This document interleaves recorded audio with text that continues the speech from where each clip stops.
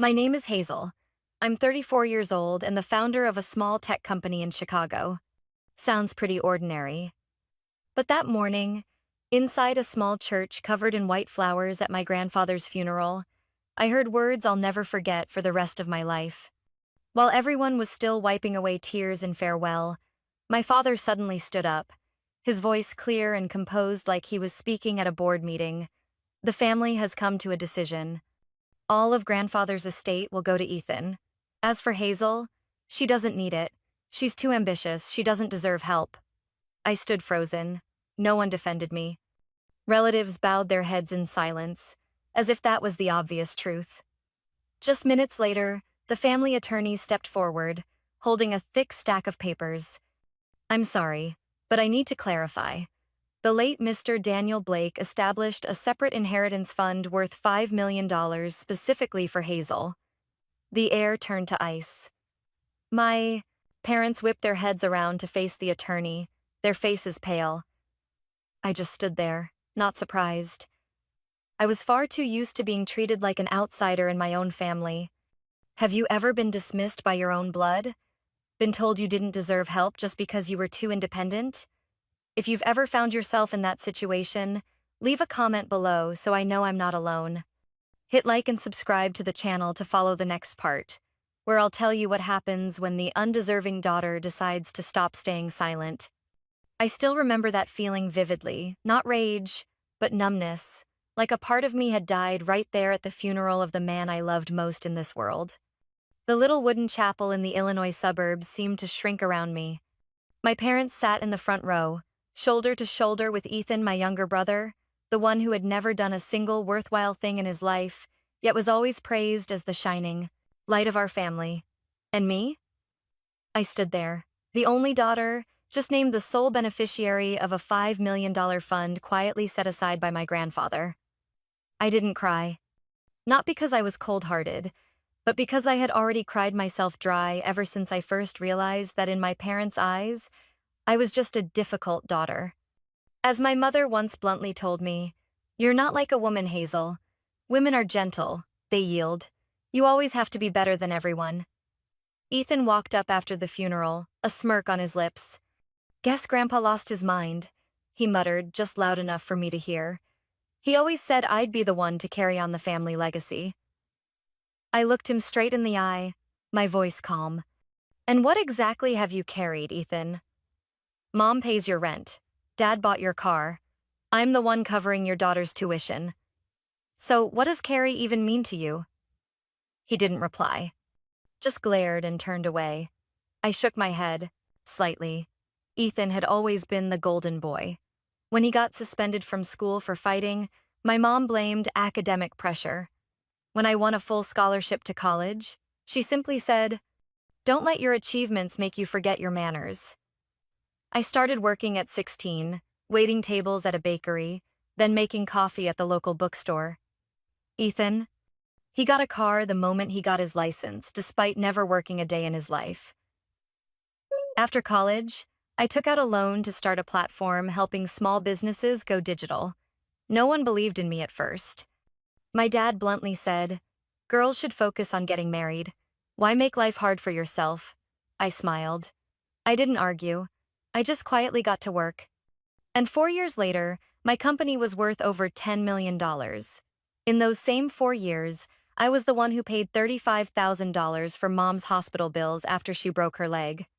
I was the one who quietly paid off the remaining mortgage on the house they live in. I was the one who sent money for Ethan's daughter's education because he's unemployed and stressed. Not once was I thanked. "Daughters helping the family is just natural, Hazel," my mom would always say whenever I hesitated about the finances. "What, now that you're successful, you're keeping score with your own mother?" I stayed silent. Not because I agreed, but because I knew, even if I spoke up, no one would really listen. There was even a time I caught my dad taking out a bank loan using my name without ever asking. When I confronted him, he just shrugged. "We're family. Don't you trust your own father?" I didn't go to the police. I just quietly changed all my passwords, transferred my assets under the company name, and hired a private lawyer. His name is Zechariah, the only person during those years who made me feel like someone was actually on my side. Every time Ethan was unemployed, Mom would call me, sounding exhausted. "He just needs a little more time, sweetheart. You're the older sister? Don't you care about your brother?" But I wasn't a sister. I was a wallet. The emergency fund for everyone else's failures. I used to think that if I worked harder, if I became more successful, maybe they'd finally see me differently. I was wrong. To them, a woman who earns too much isn't a source of pride. She's a threat. They praised Ethan for living stress-free despite not finishing school, and said I take life too seriously, which leads to loneliness. When I appeared in a state business magazine, Mom texted me, "You look so stern in that photo, who would dare approach you?" I let out a dry laugh when I read that, not out of sadness. I was just used to being diminished every time I rose higher. I once responded to an interview when asked, "What's the hardest part about building a startup from scratch?" I answered, "It's not the capital, not the competitors. It's when your own family doesn't believe in you." My voice was steady then, but deep down, I still longed for some form of recognition. And then my grandfather, the only one in the family who had ever looked at me with warmth quietly, did just that. Before he passed, he transferred all of his personal inheritance into a separate fund under my name. No one else in the family knew. He left behind a handwritten letter so simple it broke my heart. "Hazel, I've seen you from your first words to your startup stage. You don't need anyone's permission to shine. If they can't see it, it's because they've never known enough light to recognize it." I've read that letter dozens of times. Every time it makes my eyes sting. Maybe he was the only one in the family who believed I didn't need to shrink myself to be loved. I folded the letter and placed it in my desk drawer, where I kept all my financial records from the past 10 years. Every payment I made, for them. Every time I was used. Every moment I was told it was my duty, instead of an act of kindness. And today, after the funeral ended, as I returned to my apartment, I opened my laptop and a folder titled Hazel, Truth and Choices, because I knew this wasn't the end. It was the moment to start recalculating by numbers, by truth, and by the voice I'd been forced to silence for over 30 years. The following afternoon, just as I set a file folder down on my desk, my phone alerted me to 3 unauthorized login attempts to an old joint bank account. It was an account I had once opened with my parents for emergencies. Back then, I still believed in the idea of a family carrying things together. But as the balance grew, I gradually realized how often money was being withdrawn without any notice. I had quietly moved all the money out of that account nearly a year ago. I didn't tell anyone, didn't blame anyone. I just closed it silently, like someone closing the ledger on a relationship that had become purely symbolic. I wasn't surprised. I sat down and pulled up my apartment's security camera. Just as I expected, my parents' familiar black SUV was parked right outside. Ethan stood beside them, hands shoved in his pockets, looking anxious like a kid who got caught skipping school. The doorbell rang. I glanced at the screen and saw my mother looking straight into the camera. There was no anger. Just the same firm expression she used when she once convinced me to cancel my first business trip to stay home and watch Ethan because he just broke up with his girlfriend and feels terrible. I unlocked the door but didn't say a stasting word. They stepped inside, and the tension in the air was like a stretched wire that refused to snap. "Hazel," my mom began, her voice softer than the last time we spoke. "There's a small issue with the joint account. I'm not sure why we can't access it." I sat down, my hands resting on the faro, a table, eyes fixed on her. "I closed that account. Last year." My father frowned. "You didn't tell the family?" "No one told me when money was being pulled from it," I said calmly. "So I figured silence was fair." My mom glanced at Ethan, then back at me. "It's not like we needed a huge amount. It's just, Ethan needs a down payment on a new house, and things are moving fast." I assumed the account was still active. Ethan stepped forward, arms spread like he was auditioning for a play. "You know I'm not great with money, but I've finally found a decent house, not too far from my daughter's school." If I could just get 150,000, I'll take out a loan for the rest. I'll pay you back. I laughed. Not loud, not bitter, just the kind of laugh that escapes after years of hearing the same promise on repeat. How exactly are you planning to pay me back, Ethan? With what income? From which of your failed startups that I had to bail? Don't you out of? My mother cut in. Don't be so harsh on your brother. He's trying his best. I stood up, my voice still even. Do you know I had to cancel my first ever vacation last year because Ethan didn't repay his daughter's tuition loan on time? Did you know I postponed buying a small apartment 3 times so I could cover Dad's hospital bills? My father finally spoke. You're doing well. You've got your own company, not everyone's that lucky.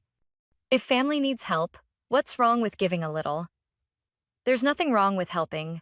I looked him straight in the eye. But being taken advantage of is something else entirely. No one said a word for a few moments. Only the soft hum of the air conditioner filled the wide, empty living room. This apartment had once been a dream I built for myself after a year of grueling fundraising. I remember the first night I moved in, sitting on the floor eating cold pizza, completely alone and not feeling lonely at all. Ethan spoke again, sharper. You've got money. You've got Grandpa's entire inheritance fund. If he were still alive, he'd want you to help the family. I stepped forward, pulled a copy of the will from the drawer, and set it on the table. Grandpa left that specifically to me, not to the family, maybe because he was the only one who understood what's really been happening all these years. My mom's face tightened. You're blowing this out of proportion. Family's supposed to get through hard times together. I don't want to see you two turn your backs on each other over money. I stayed silent for a long while before replying slowly. Have you ever stopped to consider that maybe I get tired too? That I can be hurt? Or have I stayed quiet for so long that everyone just assumes I don't feel pain? Dad looked away. Mom dabbed her eyes with a tissue. Ethan stared at me with a mix of frustration and confusion, like he couldn't understand how he wasn't the victim here. Hazel, my mother whispered tearfully, do you not consider this your home anymore? I looked at her, the woman who once taught me how to braid my hair, who used to walk me to school every morning, and who later told me, don't be too much, men don't like women who are more successful than they are. It's not that I don't see this as home, I said softly. I just stopped being the foundation holding it up. No one responded. It felt like the entire world was waiting for a final word, but I wasn't going to give it. I opened the door. If you can't afford the down payment, maybe don't buy the house just yet, I said to Ethan as they walked out. And if you want to borrow, then act like an adult. Go to the bank. Ethan paused. You'll regret turning your back on your family. I just looked at him. I'm not turning my back. I'm just not bowing anymore. The door closed, quiet and final, like I had just ended a long chapter that should have ended years ago. I was sitting in my usual cafe in West Loop, spreadsheets open but untouched, when my phone buzzed. A message from an unknown number appeared, just 2 lines. This is Madison. We need to talk. About our grandparents. And Ethan. Madison. That name pulled me back almost a decade, to a hot summer afternoon when my grandmother passed away. The funeral was rushed, quiet, overshadowed by murmured rumors. Madison was the only one who openly questioned the inheritance. She didn't cry or raise her voice, she just asked one question that made the entire room fall silent. Why am I not in the will, when Grandma said the Florida house was meant for me? My dad called her ungrateful. My mom said she was money hungry. The rest of the family avoided her from then on. That message was the first time I'd heard her name since. I texted back the cafe address without hesitation. Part of me wanted to know why it was reaching out. The other part? Maybe just wanted to feel understood without having to explain too much. Madison arrived early. Still lean, hair tied up high, but her eyes were sharper than I remembered. She sat down, skipping the pleasantries. Heard they tried to scam you again with that joint account? I nodded, a little surprised she knew. They did the same thing to me. Madison reached into her bag and pulled out a thick file. The house in Florida. Grandma signed it over to me, not in a will, but with a notarized transfer. Handwritten. But after she died, the house was sold, and on the sale contract my forged signature. I sat up straighter. Do you have proof? I do. Took me nearly 3 years to gather it. Madison pushed the file toward me. My lawyer said I had a solid case back then, but I couldn't afford to fight it. And honestly, I was exhausted. The whole family turned their backs, made it seem like I was the traitor for asking questions. I opened the file, scanning page after page. Transaction records, scanned contracts with forged signatures, bank statements, even internal emails between one of my uncles and a real estate agent. All clear signs of manipulation and theft from the rightful owner. You've kept all of this for years? Madison shrugged. When you grow up in a family where silence equals loyalty, documents are the only way to stay sane. I closed the file, feeling a strange, familiar stir inside me. Not anger. Recognition that I wasn't the first, and definitely not the only one. Did Ethan mention you? I asked, remembering her text. Not directly, but a mutual friend of his texted me a few weeks ago. He's in real estate now, said Ethan was bragging about getting a new house in Oak Park. Said the down payment was coming from Grandpa's fund. She paused, locking eyes with me. Is that true? I gave a small nod, recounting the funeral, the words my parents spoke, in front of Grandpa's altar, and the way the lawyer read my name aloud that made the entire room fall into stunned silence. Madison didn't look surprised. She simply took a sip of her coffee, then set the cup down with a strangely calm expression. They never saw us as part of the picture they painted, she said. We're too independent, too stubborn, too hard to control, and families like ours only love the ones who stay still. I gave a faint laugh. I stayed still for 20 years, and it turned me into the family's emergency wallet. Madison looked down at her phone, scrolled through her photos, then handed me a screenshot of an email. The subject line read, Preliminary Asset Layout, Private Trust, Heir Name, Hazel Bennett. I frowned. Where did you get this? My contact, she said. Someone who used to work as Grandpa's accountant. Back then, he created a private trust, kept it out of the official will because he knew it would cause conflict. The only person he told was his private attorney. The accountant only knew the general structure, but it was enough to confirm that Grandpa started transferring assets early on. And he once said, "That girl has carried enough already." I froze at those words. Carried enough already.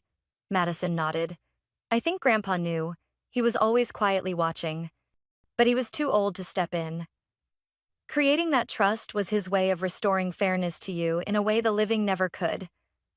I said nothing. My throat tightened. All these years, I thought I was just trying to survive. But someone had seen me. And that someone was him. Madison placed her hand on the folder.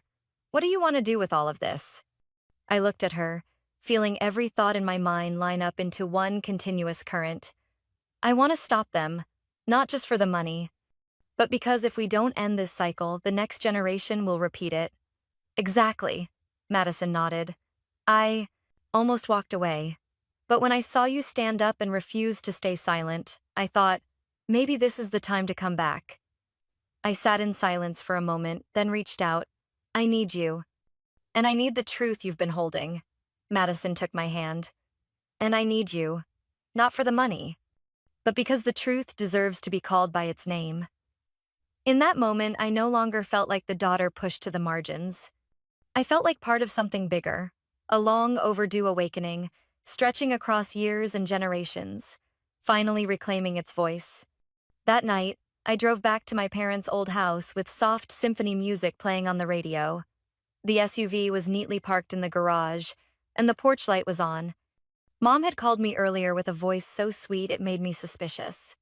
Dinner tonight, just a family meal, don't overthink it. I didn't say I'd come, but at the last minute, I turned the wheel in that direction. Part of me wanted to believe they truly meant to reconcile.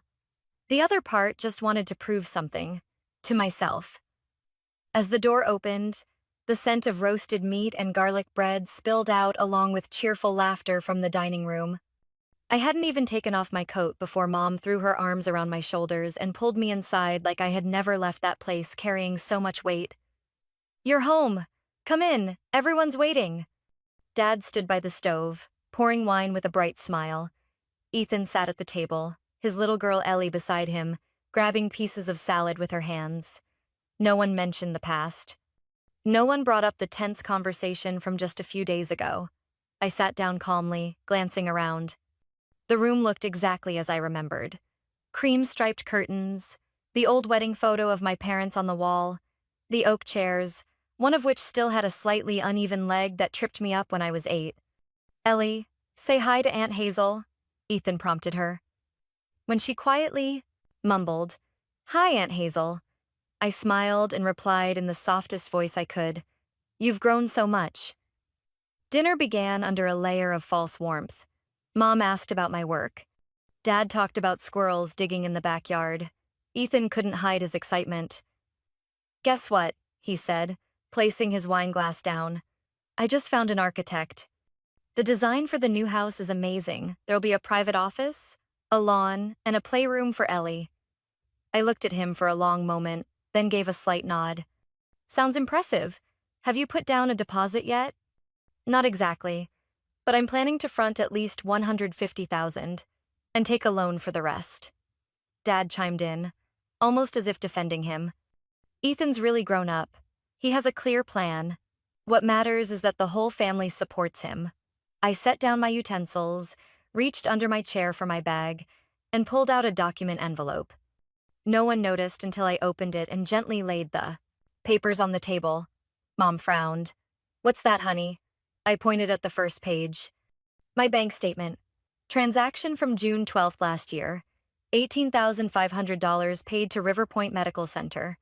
Note, hospital bill for father." I moved to the next sheet. Car repair bill for Dad in March, $4,200. Therapist fees for Ellie in May, $3,000. I paused at the fourth document, the one buried deepest in the stack. "And here's the final transfer from the secondary account, last September, $22,000. According to Mom, this was for an urgent medical emergency." I looked up. "But this," I laid down a scanned invoice, "is for a black Lexus RX 500 that Ethan purchased exactly 1 week later." Silence. Ethan's face turned pale. Mom reached out to cover the papers. Dad sat frozen. The only sound was a spoon tapping lightly against his plate. "I don't know what you're trying to imply," Mom said, struggling to stay calm. "Are you suggesting we spent your money for personal use?" I looked her directly in the eyes. "I'm not suggesting." "I know." Ethan slammed his hand on the table. "You always blow things out of proportion. I needed the car for work, for picking up Ellie, for—" I cut in, my voice steady but firm. "Every time you need something, you come to me, but you never once asked if I still had anything left to give." Dad spoke slowly, like he was trying to guide me. "You're the successful one in the family. If you don't help, who will?" I laughed. I couldn't hold it back. "So I'm successful, which means I'm the family's financial obligation?" "Don't talk like that, Hazel." Mom raised her voice. "We're family. Are you really going to count every dollar? Then tell me, have you ever asked before taking? Have you ever once said thank you?" I paused, then continued quietly. "Every time I transferred money, you've treated it as expected. Every time I said I was tired, you told me not to complain. And every time I needed someone to listen, you all stayed silent." Ethan shot up from his seat. "You know how you sound right now? Like someone who got rich and turned their back on family." I stood slowly. "I didn't turn my back. You all turned me into a walking wallet. And starting today, that wallet is closed." Mom burst into tears. "That's ungrateful." I looked at her, calmer than I'd ever been. Ungrateful would be staying quiet and letting you keep using me. It would be letting Ethan's daughter grow up thinking it's normal to live off others without shame. Dad slammed his hand on the table. "You're insulting your own brother." I nodded slightly. "If telling the truth is an insult, then this family has been living on lies for far too long." I gathered the documents, folding each sheet carefully like closing a chapter that had reached its end. No one tried to stop me. No one had anything left to say. I stepped out the door. The night breeze swept in, cool and silent. There was no voice calling after me, no tears rolling down my cheeks. Just one thought echoed clearly in my mind. From this moment on, I am no longer the family's walking wallet. 3 weeks after that evening, when I finally left the old house and moved into my small apartment, everything seemed to quiet down, but I knew that peace was only surface deep. The silence that followed the slam of the door that night was merely the calm before a bigger storm. I didn't have to wait long. On Friday evening, while I was preparing materials for the upcoming board meeting early next week, my phone rang nonstop. A string of unfamiliar numbers. I didn't answer. Then a message from the bank popped up. Delayed payment notice for home loan co-signed by Hazel Bennett. Status: overdue. I forced down the disbelief rising in my chest, opened my laptop, and logged into my personal credit monitoring system. And there, buried among dozens of irrelevant entries, I saw it clearly: my name, Hazel Bennett, right next to Ethan Bennett on a real estate loan application worth $450,000. Submitted 2 months ago. I had never signed it. Not once had I agreed to co-sign, never set foot in a bank for this, and I certainly hadn't received any confirmation notice. I called my attorney directly. While waiting for Zechariah to respond, I turned to check my email. In my inbox, I pulled up the messages Ethan had sent me, short, cold, sometimes just a single line. Sis, send me another $3,000, I'll pay you back next week. I opened my bank statements. Every "I'll pay you next week" had one thing in common. Not a single repayment ever came. The phone rang again. It was my mother. Hazel, please pick up. It's about Ethan. I hit decline. A message popped up instantly. Ethan is desperate. You have to help him. You're his sister. You're the only one he can rely on. Moments later, the phone rang again. I sighed and answered. Her voice trembled, but the underlying tone of guilt-tripping was unmistakable. Hazel, Ethan said you agreed to co-sign the mortgage. Don't you remember? He's panicking. Little Ellie's been crying all night because she's scared they'll have no place to live. I never agreed, I replied slowly.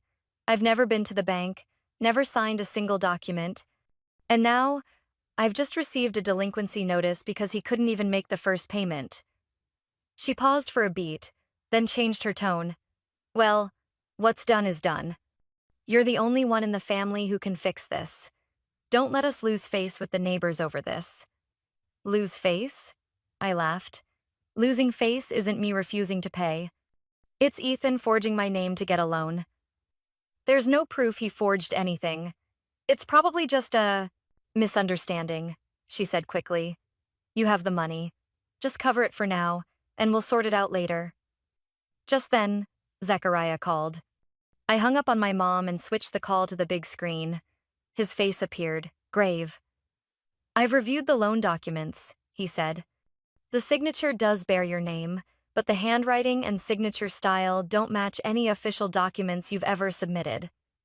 We're gathering evidence to prove forgery. I froze. Deep down, a small part of me had hoped Ethan wouldn't go that far. But now I knew. There are no limits for someone who's gotten used to surviving on another person's kindness. That night, I sat in front of my screen and opened a blank document. I started typing not business reports, not excuses for my family. I wrote not to accuse, but to finally say what I had kept inside for far too long. I wrote about the times I paid for my family without so much as a thank you. About the years I gritted my teeth and turned down vacations, turned down love, turned down living for myself so others could live more comfortably. I wrote about Ethan, about the house, about the forgery, about a debt I never signed for but was being forced to carry. I finished around 2 in the morning, a long, honest piece, not bitter. I posted it on my personal page with one single line. No one should be forced to be the foundation for someone else's life just because they share a last name. I didn't expect anything. I just needed to say it. But the next morning, when I woke up, the post had already been shared over 3,000 times, More than 10,000 likes. Over 1,000 comments, mostly from strangers. Thank you for saying what I've never had the courage to say. I had to cancel my wedding plans to pay off my brother's debt too. They called me ungrateful for refusing to co-sign a loan my mom took out for her ex-boyfriend. This story is me, my mom, my daughter. Some sent private messages, sharing how they'd been pressured into signing loans before they were even of legal age, thrown out of the house for refusing to give money to an addicted sibling, children who were forced to carry the weight of other people's mistakes. I no longer felt like I was fighting my family. I was touching something much bigger. A hidden truth shared by thousands of women quietly being suffocated by the idea of family duty, never called by its real name, exploitation disguised as love. That afternoon, a journalist reached out asking to quote my post for a feature in their society section. I simply replied, I didn't write this for attention. But if my story helps someone realize they have the right to say no, then let it spread. That evening, Ethan called. I didn't answer. The messages flooded in. You can't just abandon me like this. You know I didn't mean any harm. You're ruining the family's reputation. And finally, a message filled with anger. You're the one who's breaking everything apart. I stared at that line, calm. I wasn't the one breaking things. I was just the last person willing to stand upright in a house that had been cracking from its very foundation. I still remember that afternoon vividly, the sunlight spilling across the wooden table in my small apartment, the window cracked open just enough to let in the scent of autumn leaves.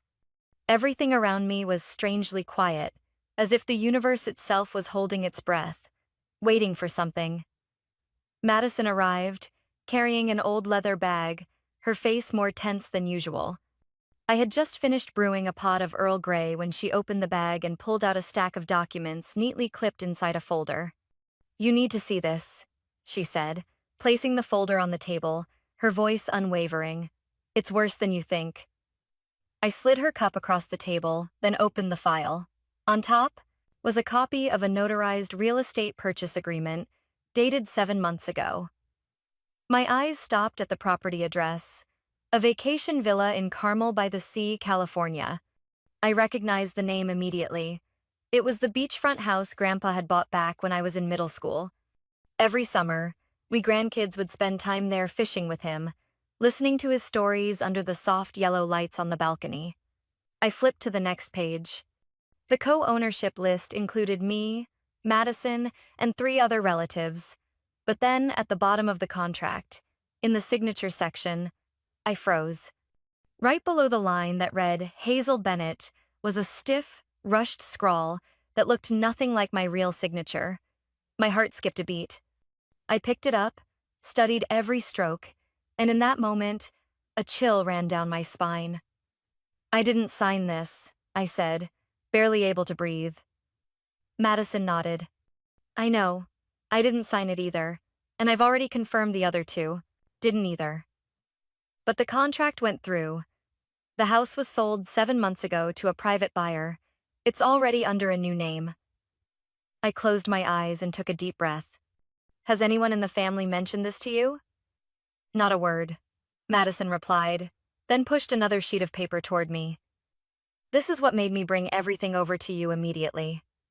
I leaned in. It was an internal note pulled from the real estate firm that handled the transaction. The small printed line read, Signature verified on behalf of Hazel Bennett under verbal authorization from Mr. Stuart Bennett. I froze. Stuart Bennett, my father's full name. I can't believe it, I whispered, even though my words were clear. He really? Madison looked at me, her eyes steady, not evasive. He claimed you gave verbal consent. That's how they legitimized the signature. The brokerage firm knew the family and didn't verify properly. They probably thought it was just a simple family deal. I leaned back into my chair, like the air had been knocked out of me. A flurry of images rushed through my mind.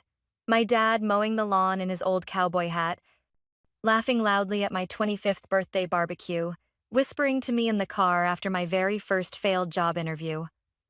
I'm proud of you, Hazel. whether you think I say it or not. All of those memories shattered now, tangled with the cold echo of two words: forged signature. I still have the original notarized document from years ago, I said, digging through my personal file folder and pulling out the old copy that stated my grandfather had transferred that property to us grandkids. There's no clause allowing my father to act on our behalf. I've already sent the paperwork to the attorneys, Madison said slowly. They said there's enough to open an investigation. But I didn't want to move forward without asking you first. I sat silently for a long moment. The room felt unbearably still. I looked out. The window trees were shedding their leaves one by one, as if something irreversible had already begun. I used to think only Ethan could pull something like this, I said, trying to keep my voice even. I never imagined Dad would go that far. You can take action, Madison said quietly. But this won't just be about property. This is about trust. I turned to her. Her eyes weren't soft. They weren't pitying. They were clear. I understood. Because she'd felt this too, that moment when the person you call family is the one who shoves you closest to the edge. I need a few days, I said. You can take as much time as you need, she replied. That night, I didn't do anything else. I just sat, hugging a pillow, staring at the blinking lights outside. Then, silently, I pulled up an old audio file, a recorded interview of my grandfather during one of our rare family reunions, back before he got sick. A hardest part of family, he once said, isn't forgiveness, it's being willing to face what we've tried not to see. And now I knew it was time to open my eyes fully. I turned on my desk lamp, pulled open the filing cabinet, and placed all the documents Madison had brought into a separate folder labeled Carmel Property Evidence, Forged Signatures. Not for revenge.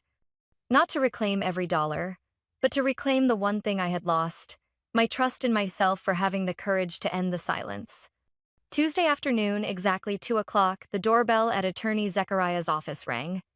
I had arrived early, sitting with Madison in the private conference room on the second floor, where sunlight filtered through frosted glass, etched with overlapping circles. Beside me was a black leather case holding every document Madison had brought: recorded statements, bank records, handwriting analysis, and a full valuation report showing the Carmel property had been sold at nearly a third below market value. Zechariah entered calmly, gestured for us to stand. They're here. Madison adjusted her shirt collar and stood without hesitation. I had been mentally preparing for this all week, yet my hands still felt cold as I reached for the door handle. The main conference room was at the end of the hallway. Not too large, but enough for the air to feel heavy when 6 people sat around one table. My father walked in first, wearing a dark suit, hair neatly combed. Behind him, my mother, thinner than when I last saw her, scanned the room quickly, as if weighing which side had the upper hand.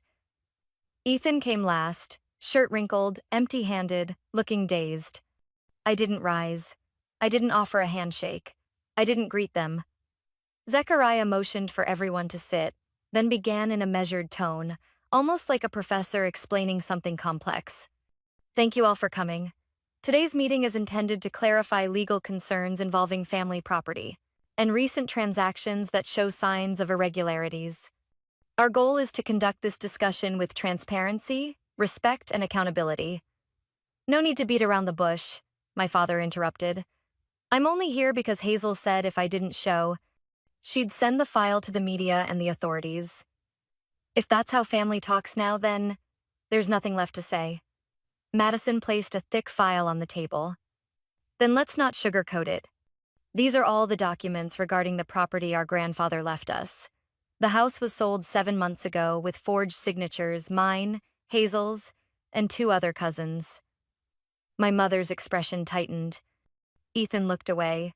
My father let out a dry laugh. The paperwork is complete, notarized. You're not lawyers, don't pretend to know what you're talking about. Zechariah opened his laptop, turned the screen toward my father. We've scanned Hazel's signature from 7 different legal documents over the past 10 years. The analysis shows 3 major inconsistencies in the sale agreement signature. This isn't a coincidence. It's forgery. My mother clenched her hand in her lap. I saw her fingers trembling slightly. Zechariah continued, steady as ever. We also have proof that Mr. Stuart Bennett, you claimed verbal authorization from Hazel to sign on her behalf. But under California law, jointly owned property cannot be transferred without direct, verified signatures from all parties. So what? My father snapped. She's my daughter. I figured she'd agree, that's all. No, you don't know, I finally said for the first time since they walked in. I looked him straight in the eyes. You never asked me, not once. You just assumed I'd nod like I always did before. Ethan shifted uncomfortably, clearly wanting out of the spotlight. I turned to him. And you, I said, pulling out a copy of the home loan contract. You filed a mortgage using my name, listed me as co-owner, and forged my signature even though I never stepped into that bank. You're blowing this out of proportion, Ethan said, face reddening. I just needed a break. I knew you wouldn't say no if you understood why. It's not about why, I answered. It's about truth. And the truth is, you didn't ask. You took. Madison pulled out another stack of papers and slid them across to my parents. And here is a complete list of every transfer Hazel made for the family over the past 10 years. Medical bills, car repairs, tuition, rental deposits, and even that anniversary trip for your 30-year wedding celebration. My mother picked up a sheet of paper, then set it down. Her face no longer looked angry, it had gone blank. I know you all think Hazel is successful and can afford it, Zechariah said, enunciating each word. But that doesn't mean she's obligated to. Families supposed to help each other. My father responded coldly. We gave birth to her, raised her for 18 years. Don't we have any rights? I leaned back in my chair and took a breath. No, I said. Family doesn't mean I become a bank. Not a single person in this room ever asked if I wanted to help. You all just expected it. And when I stayed quiet and went along with it, that silence was treated like a lifetime contract. You're disgracing your own family. My mother burst into tears. You're destroying everything your grandparents left behind. No, I replied. Mom, what's destroying everything is the silence, the forged signatures, the money that vanished without a trace of guilt. Ethan stood up. So, what do you want, huh? You gonna drag us to court? Blast us all over the media? I looked at him, then turned to Zechariah. He nodded and placed one final set of documents on the table. We're not planning to go to court if an agreement and restitution are made, he said. Here's the proposal. The full amount from the misappropriated real estate transaction will be repaid, based on property value. In addition, Ethan must cancel the fraudulent loan and take full financial responsibility. No way, my father snapped, standing abruptly. We're not signing a damn thing. Then the law will speak, Zechariah said calmly. I wasn't angry. I wasn't hurt. I just felt light. 2 weeks after that meeting in Zechariah's office, my life seemed to return to normal. But beneath the surface, the tide had already begun to stir. That evening, as I was prepping my presentation materials for an upcoming seminar on women entrepreneurs, my phone rang. It was Zechariah. His voice wasn't urgent, but firmer than I'd ever heard it. Hazel, the bank has just issued a formal lawsuit against Ethan for identity fraud related to the loan application. The case has been escalated to the federal prosecutor's office. I gripped my tea mug, steadying my voice. So they confirmed it? There's a certified signature analysis report, matched against notary records. On top of that, a bank employee who processed Ethan's file has given a sworn statement. He admitted, Ethan told him. My sister's already agreed, I'm just handling it for her because she's busy. I didn't say a word. I just nodded slowly, even though Zechariah couldn't see it. Then he added one more detail, hesitating just slightly. There's something else. The Federal Investigation Office has opened a file on the Carmel property sale. Because the contract involved multiple co-owners and shows serious signs of forgery, they've decided to temporarily freeze all assets held under your parents' names until the review is complete. I set the tea down. There was no sense of vengeance in me. No rush of victory, just a vast, quiet silence inside. The next day, word began to spread, first among local, finance circles, where Ethan had once pitched a project for a so-called community-based e-commerce platform. News that he was being sued for fraud and breach of trust started surfacing on several professional forums. Then, it hit social media. I woke up Thursday morning, opened my phone, and found nearly 100 unread messages and dozens of tags on posts featuring Ethan. In one video going viral, he was sitting in his car, face flushed, eyes red, voice cracking with fury. My sister Hazel Bennett put me in this position. I just needed a chance. A place to live for my daughter.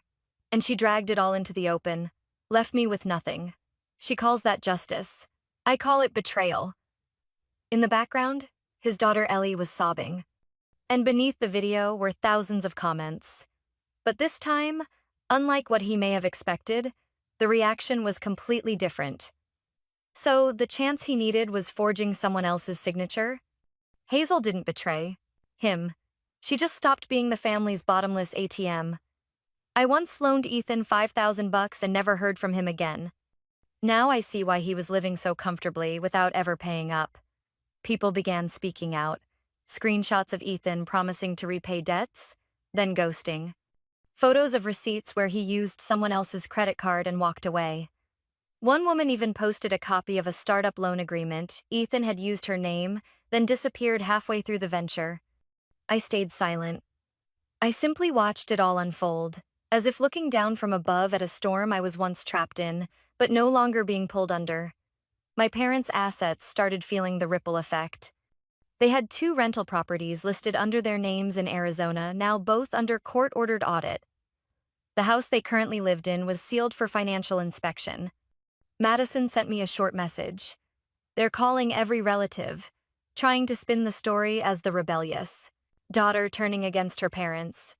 I replied with just one sentence. The truth doesn't need editing. 3 days later, my mother called. I let it ring 5 times before picking up. Her voice was hoarse, likely from crying. Hazel, I didn't know it would go this far. Your father, he hasn't slept. The doctor says his blood pressure is through the roof. He's been admitted temporarily. I stayed quiet, listening to her like she was a stranger. She went on. Our whole family is being smeared. Ethan's lost all his friends. Everyone's turned their back on him. Don't you feel any guilt? I set the phone down on the table and turned on the speaker. I do feel guilt, I said slowly. I feel guilty that I stayed silent for so long. That I once believed if I just held on a little longer, love would follow. She said nothing. I continued. But love doesn't show up through forged signatures, stolen assets, or dumping all responsibility on the one person just because she can handle it. She broke down in tears. We're still family, Hazel. You can't just stand by and watch everything fall apart. I closed my eyes and let her words drift past me like an old river's current. I'm not standing by, I said. I just stopped standing in the way. A long pause, then she hung up. Not another word. That night, with the streetlights casting soft shadows on the living room windows, I looked at my reflection in the mirror. Hair loose, no makeup, face not hardened. But deep inside, I knew something in me had changed forever. I was no longer the Hazel who carried everything, no longer the good daughter who clenched her jaw and endured in the name of family. I was the Hazel who finally spoke, who stepped out of the golden cage labeled family. Even if the price was the collapse, I was always expected to shoulder alone. That day was a quiet afternoon in mid-April, the sky clear as glass, freshly wiped of dust. I stood backstage at a small auditorium inside the Westside Community Center, where Madison and I were hosting the first roundtable for women who had once carried the financial burdens of their families. On the banner above the stage, the words, "Voices of Daughters Forced to Sacrifice," stood out in deep purple. Everything had been prepared carefully. The reception desk, bottles of water, the projector, enough chairs for more than 100 people. But my heart still felt unsettled. Not because I was afraid of what might happen, but because I was allowing the truth to be spoken without needing anyone's permission. Madison stepped up, gently patting my shoulder. Do you think you'll be able to hold steady when the session begins? She asked, half teasing, half serious. I smiled, adjusting the mic clip to my collar. If we don't stand up, then who will? When I walked onto the stage, scattered applause broke out, slowly spreading into a gentle wave. In front of me were the faces of women of all ages, some still in nurse uniforms, some carrying children, some with silver hair but eyes still burning bright. They had come because they'd seen my article, because they'd read the lines that exposed the truth buried under the name of family, and they wanted to listen, to share their own stories. I began slowly. My name is Hazel. I'm 34 years old. I was once the person who spent 10 years quietly rescuing an entire family because I thought that was what love was. Until the day I was sued for a debt I never signed, had my signature forged to sell my house, and was called a traitor simply because I refused to keep being the wallet for those who once called me their daughter. The hall went silent. I took a deep breath, then told them about Ethan, about the fake loan, about the mansion in Carmel. I told them about my mother's silence, my father's anger, and the way I once tried to earn more, just to be able to endure more. And then, when I reached the part that said, until I realized family cannot survive on one-sided sacrifice, I suddenly saw a familiar figure quietly stepping into the back row. I paused for a beat. The stage lights blinded me, but somehow, I knew it was my mother. She sat still, not speaking, not leaving. I continued my talk as prepared, then invited several women to come up and share. One said her parents forced her to take out loans in her name for her younger brother. Another said she was called selfish for refusing to sell her own home to bail out a cousin ruined by gambling. Each story was another slice of the same pattern. Women told to sacrifice, to stay silent, to carry the burden, and if they dared to say no, they were branded ungrateful. After nearly an hour, I wrapped up the main talk and opened the floor for open sharing. I had just handed the mic to a middle-aged woman when a gentle hand went up in the far corner of the room. A voice rose, small but steady. May I say something? I turned. It was my mother. The air froze. I heard whispers, the shuffle of chairs, then silence. She slowly stood, stepping toward the mic in the aisle. Her eyes were a little swollen, her hair pulled back in a neat bun, her old low heels carrying the weight of a lifetime. I am Hazel's mother, she began, her voice hoarse. And I am one of those who hurt my own child without realizing it. I clenched my fists, trying to hold steady. The whole room held its breath. I grew up in a family where my mother told me, a daughter must give way to her brothers. You don't need to study much. Once you marry, your husband will provide. I once dreamed of being a teacher. But when my brother failed college for the second time, I was forced to quit school to babysit and cook. Her voice broke. I didn't resent it. I thought it was my duty, the way to be loved. I obeyed. Then I married, had children, and I repeated all of that onto my duty. Daughter. I taught Hazel she must give way, she must help her brother, she must set an example. I never once asked if she was tired, if she was hurting. A tear rolled down her cheek. When I first saw her articles spreading online, I didn't realize it was my own truth. I was angry. I thought she was being defiant. But then I read line by line, word by word, and I saw myself. Not just in the mistakes, but in the silence. I felt my lips tremble. Women in the audience began bowing their heads, some wiping away tears. I did not come here to ask my daughter's forgiveness, she continued. I came to tell other mothers like me, if you were once forced to carry that weight, please don't repeat it onto your daughters. Let them be free. Let them live without having to bear the mistakes of an entire family. She turned to me, her eyes no longer angry, no longer proud, only honest. Hazel, I'm sorry. Not because I was caught, but because I finally see what I have done. I stood, walking slowly toward her. People moved aside, silent. I looked into the eyes that had felt so distant for so many years, now closer than ever. You see it now, I said softly. And for me, That is the first step. She nodded slightly, lips pressed tight, then returned to her seat. When I went back to the stage, the mic felt warm in my hand, as if powered by countless unseen voices. Not just mine, not just those in that room, but the voices of every daughter who had ever been told, "That is your duty."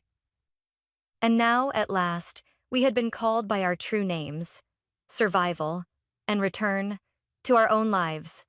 The final event in the 6-month program was held at a small riverside theater in Portland, where the late afternoon light filtered through crimson maple leaves, casting shimmering patterns on the audience seats. The sign outside the entrance read, "Launch of the Freedom for Daughters Foundation." I stood backstage, gripping the thick folder in my hands. Madison stepped up, her eyes filled with pride and emotion. She was no longer the woman silenced by her own relatives. Now, she was the co-founder of an organization thousands of women across America were placing their trust in. "Are you ready?" Madison gently asked, placing her hand on my shoulder. I nodded, ready to put an end to one chapter and open a whole new generation. That speech wasn't like any I had ever written. No elaborate words, no flowery phrases, just the truth, simple and unapologetic. My name is Hazel, and I stand here not because I've conquered every hardship. I stand here because I dared to say no when the whole world expected me to stay silent. The entire hall went quiet. For nearly 30 years, I was taught that love meant sacrifice, that if I refused to give money, refused to help, I was cruel. That, as a daughter, I should stay quiet, endure, and give up my share for others. I took a deep breath, scanning the faces around. Many nodding, tears quietly rolling down. But the truth is, love cannot be tied to obligation, and family has no right to use kinship as a weapon to trample someone's dignity. I paused, tightening my grip on the microphone. Our worth does not lie in the money we give away to buy affection. It lies in the freedom we claim when we dare to say no. Applause rose like waves, building and rolling. No one starting it, yet no one wanting it to end. I saw Madison wipe her eyes beside me. I saw women standing up, holding hands. And in the third row, I saw my mother. She wore a simple ash-gray sweater, clutching her stack of notes for her upcoming talk. Since the day she first walked into one of these seminars, my mother had become one of the main speakers for the foundation. Not because we wanted to erase the past, but because we believed true remorse could become the seed that nurtures healing for others. She stepped onto the stage as I moved back to my seat. The hall went silent once more. My name is Evelyn Hazel's mother, and I was wrong. Just that one sentence, and the air grew heavy.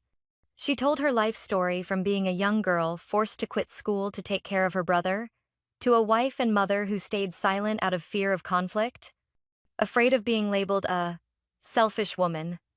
And then she admitted, I unknowingly repeated the very wounds I once carried, this time onto my own daughter. I forced her to sacrifice. I forced her to endure. But when I saw her eyes looking at me in that final meeting, I knew I couldn't keep living as part of that toxic pattern anymore. Her words were no longer excuses. They were revelations awakening so many women who had been silent their whole lives.